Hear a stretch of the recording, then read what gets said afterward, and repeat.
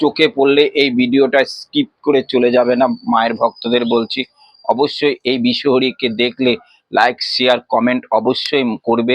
তোমাদের দেখবে কষ্টের দিন দুঃখের দিন চলে গিয়ে সুখের দিন মা নিয়ে আসবে। এই বিশ্বহরি মায়ের নিয়ে অবশ্যই আসবে। তোমরা বিশ্বাস করে কমেন্ট করো, লাইক করো, শেয়ার করো।